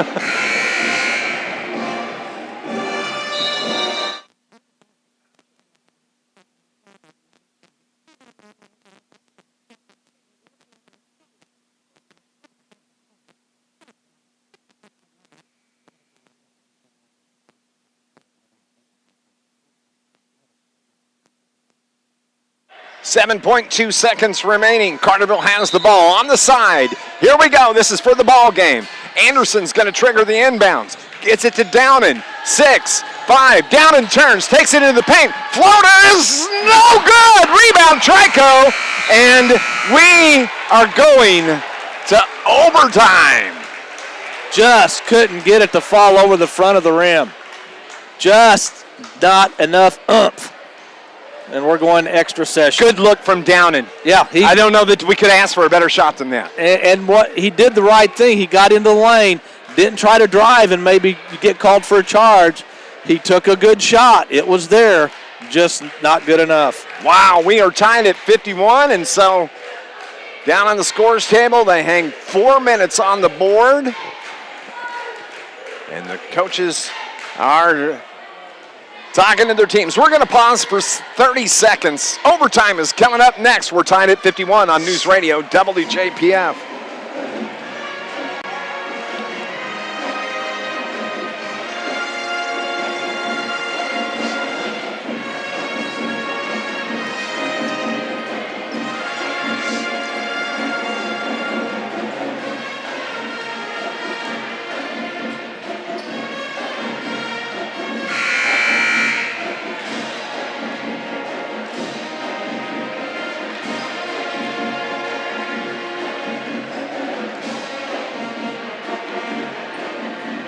Back at Carterville High School, Dave McKenzie along with Scott Hudson. We're heading to overtime. We are all square at 51. It's been an entertaining game. It hasn't necessarily been a well-played game, but it has been entertaining, and Carterville came literally within probably an inch and a half of winning this basketball game on a last-second shot by Downing. But we will play an extra session, an extra 4 minutes. Is this the first overtime game? Yes, it is. For the season? Yep. It is. Jump ball, and it's controlled by the Lions. 2 players for Trico have 4 fouls. Downing is the only player for the Lions with 4 at the moment. Carterville has the ball. They won the tip. We're tied at 51. Oh, Shane Hawkins. The old Rich Heron foot stomp on the floor there. Ball goes out of bounds off of Carterville. Yeah, Downing really didn't go up strong with that shot. It was almost like a little bit of a floater. 18th turnover on the Lions. Right there. Trico has the basketball. The chance to take the lead. As they get it to Lodge. He comes way outside. Gets it to Jesse Smith. And now Seth Levin kicks it to the corner. Where winds up back up top to Smith. That is Cleveland. He's cut off nicely. Carterville has the double team. Finds the open man. Wide open 3 is too strong. Down, and a huge rebound for the Lions as he had to go over the big guy for Trico, Wilson Lodge. 2:50 remaining. Still tied at 51. Carterville has the ball. Into the front court, Pearson. Down to Downing on the low block. Nice drop step. Right hand layup is good from Downing. He's got a dozen, and Carterville's up 2. Well, in crunch time, you got to go the guy that's been there the most, and that's Downing. Massac over AJ, 59-49. We're in overtime here. Carterville leads it 53-51. 2:20 remaining in the contest. Here in overtime. Jesse Smith, crossover into the paint, got away with a walk, no call. Garby gets a big board for the Lions. Dishes it off to Bryce Anderson, who slowly walks across the timeline. Run clock. As much as you can. 2 minutes exactly remaining. Carterville's in the front court. Downing, push from behind, no call. Takes it in the paint. Right-hand layup is good from Downing. He got that one to roll over the front of the rim. Yes, he did, and he's got 14, and it's a 4-point lead for the Lions here in OT. Nice job. Oh, they're going to call a blocking foul on Caden Hawkins, and he paid the price. Could have gone either way. Yeah, well, here's the thing. Looked like he dropped his shoulder. How much confidence does Coach Hawkins have in his youngest son to play him in crunch time in the fourth quarter and here in overtime? Yeah, exactly. He's earned it, though. Yes, he has. We said this last night. Every game you can see the confidence level in Caden. Just go a little higher. He's getting used to the speed of the game now. He was there. That call could have gone either way. The free throw was good from Levin. No, he missed the first one. Now he hits the second. Yeah. Both teams are in the double bonus. Carterville's up 3, 55-52. Bryce Anderson trying to dribble around the double team. Gets it to Pearson. Pearson on the left wing. Between the leg dribble. Man-to-man defense by Trico to Caden Hawkins. Hawk ball rips, now takes it right side to Downing. Downing's carried him here in overtime. Gets it to Connor, and he gets fouled. I think it was on the floor, but he's still going to go to the free throw line. He did a good job to handle the pass as he got hit at the same time. Now that was close from going to a foul, which it was, to a turnover. Jesse Smith just picked up his 4th foul. Connor Hawkins at the line for free throws. Good. Connor is into double digits. He has 10. 3 3-pointers and this free throw, which is huge. Back to a 4-point lead. Free throw number 2. Good. 5-point lead. 74-52. seconds remaining. Trico gets the ball in. Now they step across midcourt. You would think Dan King might call a timeout here. They're down 5 with 60 seconds remaining. A long three is too strong. Down and a huge board for the Lions. Downan's been big in this overtime. Yes, he has. He and Connor Hawkins. And Caden. The whole team's played better here in the overtime. They get the ball in the front court. Pearson, they're trying to avoid being fouled. Bryce Anderson is, and that's going to be on Jess Smith, and he's out of the game. That's foul number 5. He played a good ball game. He's a hard-nosed ball player. Well, this is a hard-nosed team, this Trico team. We talked about it, in the pregame. The one thing that has hurt Trico in this game, I think more than anything, they only have 1 3 in this game. They don't particularly shoot the ball well beyond the arc, and that's been a blessing for Carterville because most of the teams Carterville's played this year shoots the ball well from 3. Logan Cleveland had that 3. Bryce Anderson hits the free throw, extends the lead to 6. And the thing is, the outcome of this game is not going to indicate how close this game really was. No, not at all. I mean, this game was in the balance all the way to the very end of regulation. Never really more than a 3-point lead at any time, I can't think. I think Carterville was up, 7 at one point early in the first quarter. Ball's out of bounds. It's going to stay with Trico after the missed free throw, and we have a 60-second timeout on the floor. It's a full 37.5 seconds remain. Carterville leads Trico 58-52. We're in overtime on News Radio WJPF.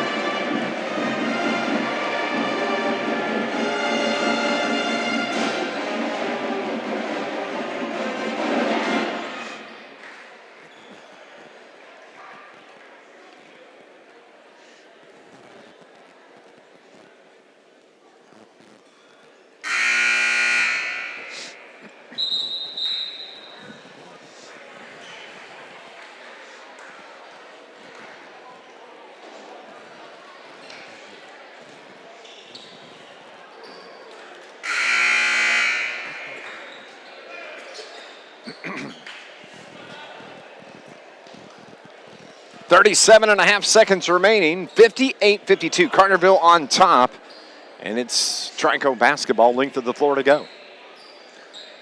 Yeah, Carterville just don't foul. Guard the 3, but just don't foul. Caden Hawkins out on the guard. That's Seth Glevin.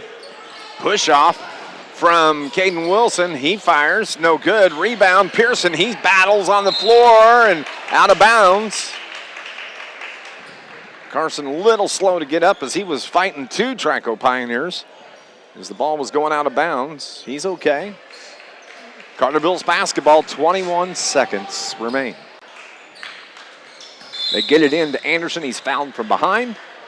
Bryce will go to the free throw line. The foul's going to be on Isaac Cranwetter. The 3rd foul. Carterville is going to win back-to-back games. Yep. And 4 out of the last 5? 4 out of the last 5 heading into the El Dorado Holiday Tournament. This game a little similar to last night in that Carterville didn't play well in the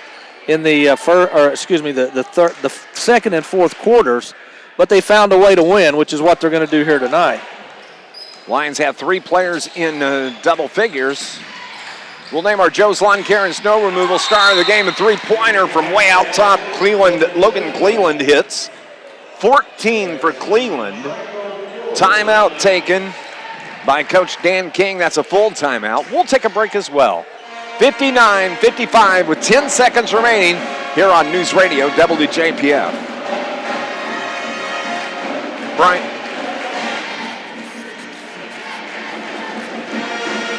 Okay.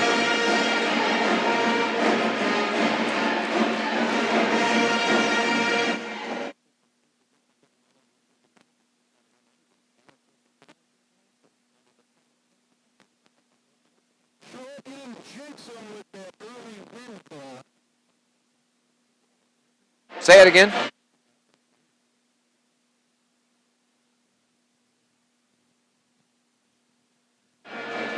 (59-55). We're in overtime. Carterville has the 4-point lead. Scott Hudson.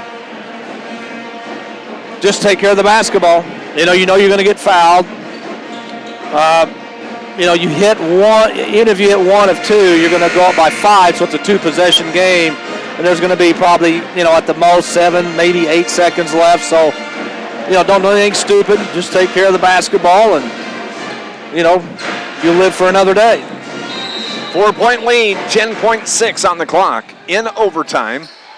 Carterville was tied at 51. They've put 8 points on the board here in the last 4 minutes. 3 minutes and 51 seconds. Foul is called on Trico. That's going to be on Levin. That's going to be the second on Levin. And now Caden Hawkins can go to the line and try to put his name in the scorebook points-wise. First free throw, good. Caden Hawkins makes a big throw.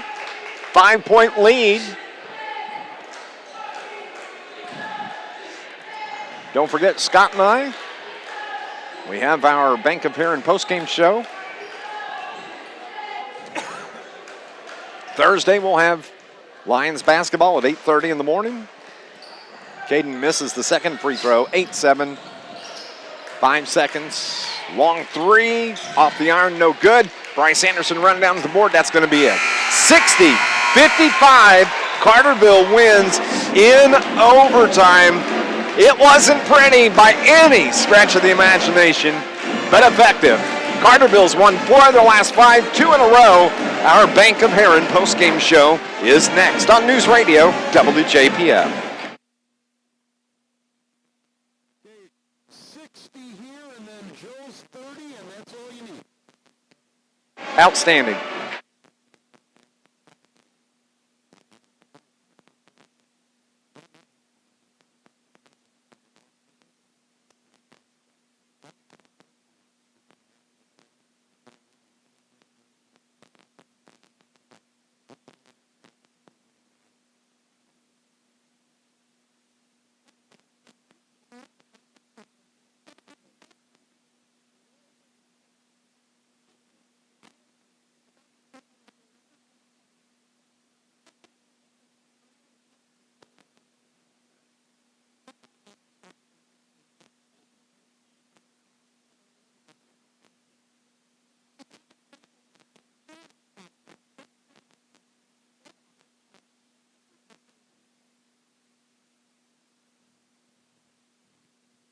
Overtime win for the Lions tonight over the Trico Pioneers, 60-55. And as we said, it wasn't pretty at all. But Carterville has won 4 of their last 5, 2 in a row, as they head into play at the El Dorado Holiday Tournament coming up on Thursday, Scott Hudson. Well, Carterville didn't play their best game tonight, but give Trico credit.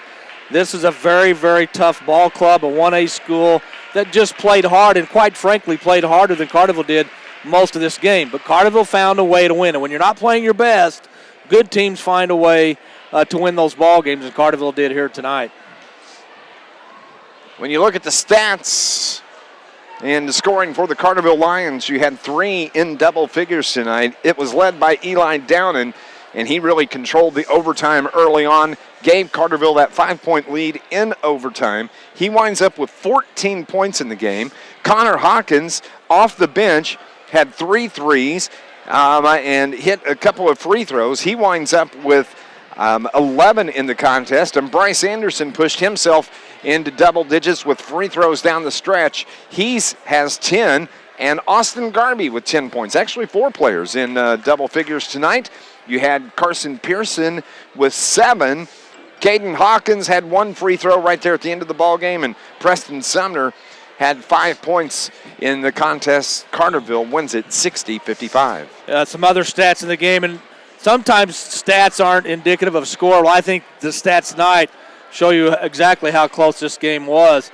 Carterville shot 40% from the field, Trico shot 38% from the field. Carterville shot 68% from the free throw line. Trico shot 68% from the free throw line. Carterville had 19 turnovers. Trico had 15. Carterville out-rebounded Trico 29-26. Carterville is led in rebounding by Garby and Downen, who both had 7. Lodge led Trico in rebounding. He had 9 in the game, but turnovers, shooting from the field, free throws, all of them close. That's why we had a close game tonight. Hey, let's give credit to Wilson Lodge. He had 18 points in the game for Trico. He's a hard-nosed player, like you said earlier. The whole team is, but he really had to battle. He had to battle with Preston Sumner in the first half, had to battle with Eli Downen there at the end of the game and into overtime. 18 points. He played with 4 fouls for most of the fourth quarter. Just an impressive performance, but we've got to decide who our Joe's Lawn Care and Snow Removal star of the game is, as we await Coach Shane Hawkins as he's finishing up his chat with his team. Of course, Carterville is going to be playing, once again, the El Dorado Holiday Tournament coming up day after Christmas. We're going to go on and take a break, get into our Joe's Lawn Care and Snow Removal star of the game coming up next on News Radio WJPF.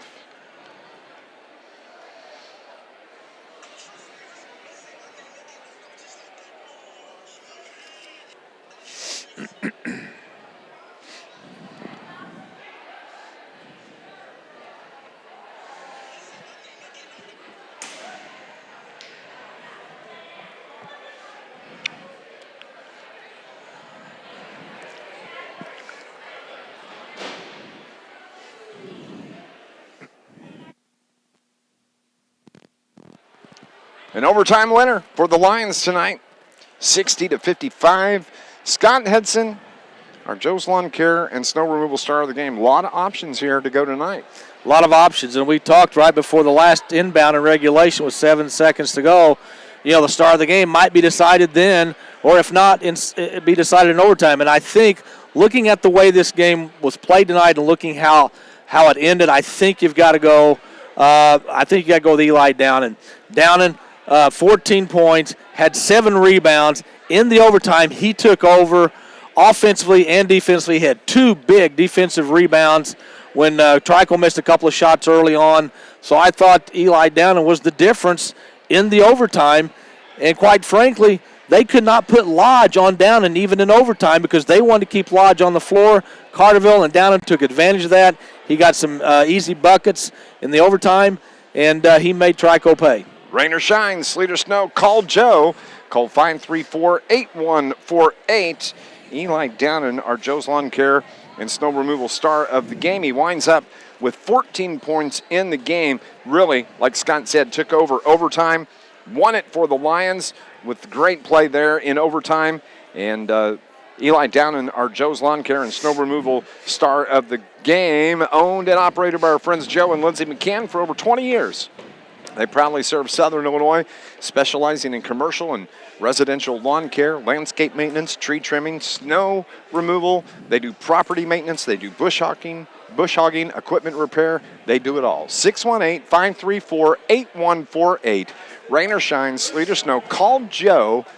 Eli Downen is our Joe's Lawn Care and Snow Removal star of the game.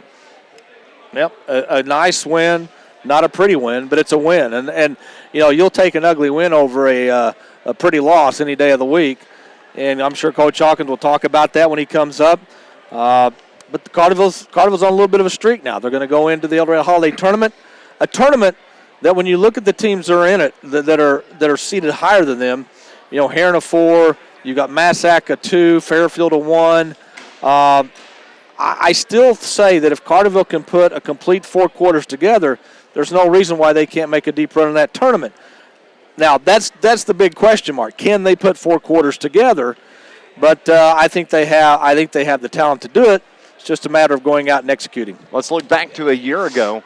Really, Carterville's success in the season, what they had in, a 15-win season last year? Is that what we wound up with? 13, I believe. 13. Came at the El Dorado Holiday Tournament. It was in a game in which Coach Shane Hawkins said to Eli Downen, it's time for you to do your thing. Right. And he did, and Carterville played much better after that.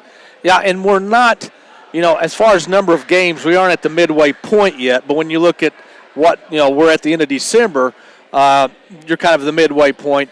But this is where, a team really needs to establish their identity. What kind of team are you? Are you a team that's strong on the inside with some outside shooting every now and then? Are you strong defensively? Are you able to take care of the basketball? I think Carterville's still trying to find out who they are. When you have guys like Garby and Sumner and Downen who can, obviously Downen can go inside, outside. When you've got those three in the game at the same time, it creates matchup problems for the other teams. But sometimes it just hasn't worked like you would like it, like Coach Hawkins would like it. But the potential's there, and that's what I'm sure Coach Hawkins is hoping for. I tell you, the one thing, if they can control it, would make such a big difference for this team. Limit the turnovers. Oh, no question. You're up close to 20 turnovers in this contest tonight, and so many, and we don't really track forced, unforced errors, but so many of them are unforced. Just a bad pass. Somebody didn't make the cut, or they didn't cut where you thought they were going to go. You throw the ball out of bounds. Not grabbing a ball cleanly, a pass cleanly. Those are just little things. Every single possession is so critical in these ball games, and we saw that tonight. Yeah, we did. And I think in the fourth quarter when Carterville had a 3-point lead, they had the ball a couple of times to extend that lead, but they turned the ball over. So it allowed Trico to stay in the game. And fortunately, Carterville was able to win this thing in overtime. But at some point, if you have a lead, let's say a 3 to 5 point lead late in the game, and you have the ball, you turn the ball over, a good team's probably going to, I should say, a more talented team than Trico is probably going to come back and beat you. So I know it's probably something that, Coach Hawkins stresses every practice. And it's just a matter, as I said, going out and executing. Coach Shane Hawkins making his way out of the locker room once again. Don't want to beat a dead horse, but it is the next thing that we do. Coming up on Thursday, we are going to travel to El Dorado High School. Kickoff of the El Dorado Holiday Tournament. Lions will play NCOE. It's an 8:30 tip, 8:30 in the morning tip. The very first game of the tournament, Carterville, the number 5 seed. And we'll have our pregame show at approximately 8:15 right here on NewsRadio WJPF. Yes, we'll have the live stream going as well. And so holiday tournament basketball. It's hard to believe it's here. At least we'll have our pick of the donuts at 8:30 in the morning. This is true. You just made my day a whole lot better right there. Thinking about that, Coach Shane Hawkins, he's coming up to join us here on our post-game show. Carterville wins this game tonight in overtime, 60-55. A big win, a hard-fought win for the Carterville Lions. And, Coach, as we talk about this, I don't know. There's one thing I know coaches don't like talking about. That's moral victories and pretty wins. I mean, they're all ugly, and this was about as ugly as it gets. No, I got it. I flip a switch. I didn't learn anything from last night, obviously. You know what? It's at the end of the day, it either goes in the left-hand column or the right-hand column. Exactly. So, no, we were not very good. They played really hard. Just kind of went through the motions. It was very similar to last year at their place. Very similar to last Saturday, except Callaway made 12 threes. So we'll take the win, but we've got to do a better job on our Saturday. I don't know if it's preparation, because I think we do as much as we can on Saturday during our shoot-around. But we got to be more attentive and have a little bit better carryover and go play. I think sometimes we get off our principles. Sometimes on Saturday you go play to stay on your principles and do the things that we do. Whereas Friday night, when you have all week to prepare, you can kind of change some things and tweak some things and try to take some things away. And we talked about getting a 4-game sweep for the weekend. Been a long time since we've done that. So we got that. Got a chance on whatever day we play, Thursday, to get back to 500. We haven't been to 500 in, I'm gonna get an exact date, 2.5 years. Yeah. Maybe longer than that. So that will be big for us. So we'll enjoy tomorrow and off and come back to work on Monday and get ready for hopefully playing 4 games on the right side of the bracket on next weekend in El Dorado.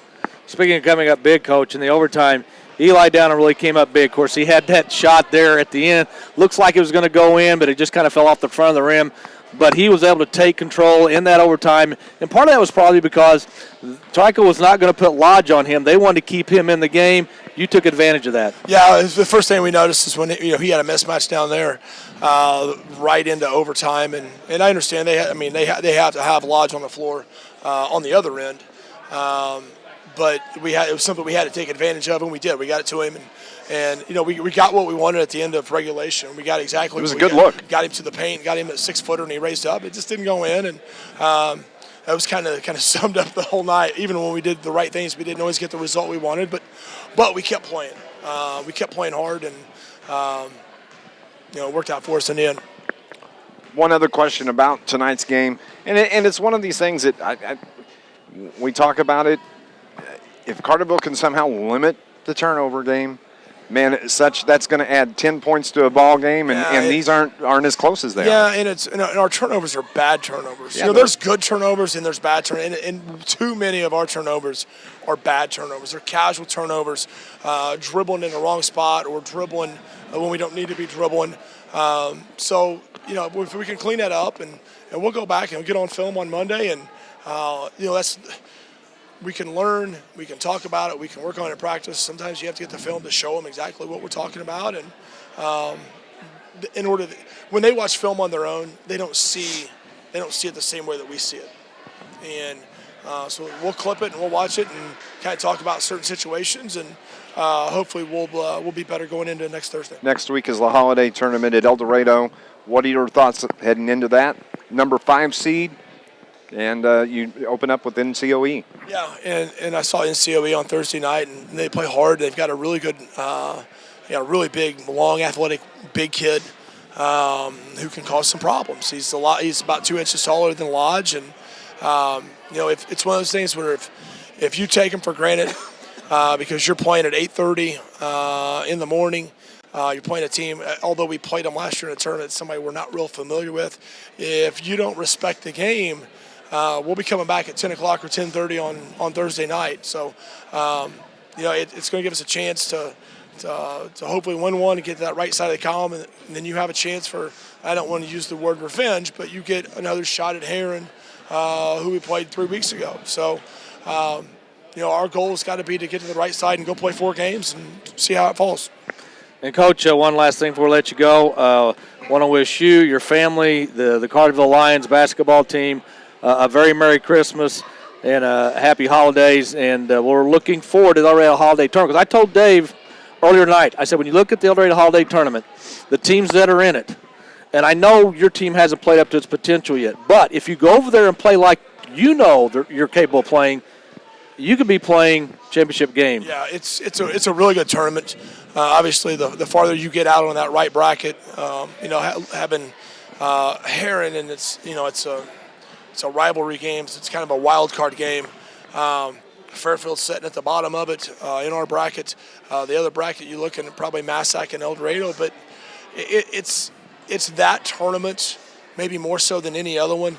You get some funny things that happen over there. Yes, it's a big deal to those people over there on that side of Southern Illinois, and you get a variety of smaller schools. You get some big schools. I mean, it's when a smaller school goes and beats a big school in the EHT, that's a big deal, and the atmosphere is unbelievable. I'm looking forward to that, and hopefully we can go play and kind of clean some things up and take that next step. I know we've won 3 out of 4. 4 out of 5. 4 out of 5. Yeah.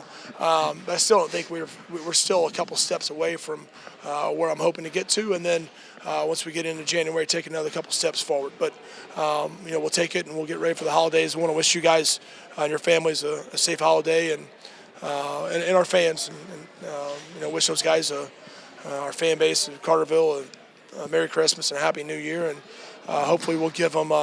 Hopefully we'll see them over at El Dorado next weekend. Absolutely. Now, Scott can tell you, he just gave me the best news about the El Dorado Holiday Tournament. Now, we play at 8:30 on Thursday, and he said we're going to get first shot at the donuts. Yes, on Thursday morning, you'll be the first and ones I there. am a happy camper now. Yes, you and the I never You thought got I to would- find the silver lining. Yes, you and the custodians we'll be the first ones there. Absolutely. I hope when we get there, they've got the lights turned on and and the heat. yeah, a and the little heat. bit of heat. Yeah, a little bit of heat. But yeah, it's going to be a great weekend, and we're looking forward to it. Absolutely. Coach Shane Hawkins, after a 60-55 overtime win for the Carterville Lions. Congratulations. Thank you. We'll see you guys. Merry Christmas, buddy. And we want to thank you for tuning in to Lions basketball here on News Radio WJPF. For you, my friend. Yes. And for Brian R. Powell back at the studio. Merry Christmas. Merry Christmas, and we'll see you on Thursday morning, bright and early. And who knows, maybe we'll come back with an EHT championship. Absolutely. Carterville wins in overtime tonight. They've won 4 of their last 5. They win in overtime over Trico, 60-55. For our producer engineer back at the studio, Brian R. Powell. For my broadcast partner, Scott Hudson, I'm Dave McKenzie. Merry Christmas to you and to yours, and we'll talk to you Thursday from the El Dorado Holiday Tournament on News Radio WJPF. God bless. Thanks, bud.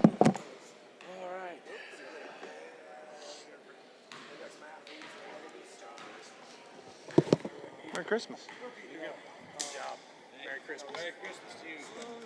It's all right. It's all good. We got players game last night. Last night?